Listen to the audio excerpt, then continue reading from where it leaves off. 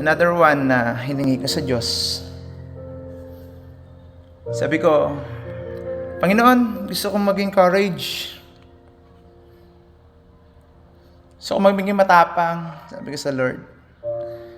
Kasi pagpasok pa lang ng taon na ito, sinubok kami ng napakatinding pagsubok sa buhay.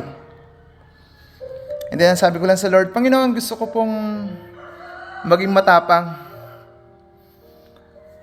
Alam mo, ibinigay ng Lord sa akin, mga kapatid, kaibigan, mga mahal sa Panginoon. He gave me a dangers to overcome.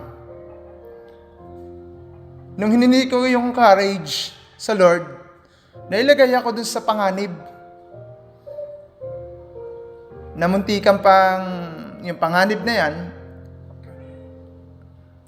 pati yung paglilingkod ko sa Kanya, ng hanib.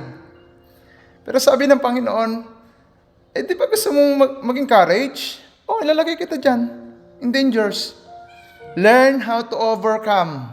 Sabi ng Lord sa akin, Mark, learn how to overcome in the time of danger. Love na love talaga tayo ng Lord. Doon ko naisip na pag nailagay tayo sa panganib na sitwasyon, doon lumalabas yung tapang natin para subukin kung paano ka nagiging matapang para sa Panginoon. Yes! Kaya pag humingi ka sa Panginoon ng courage, ilalagay ka niya sa danger situation at tuturuan ka how to overcome.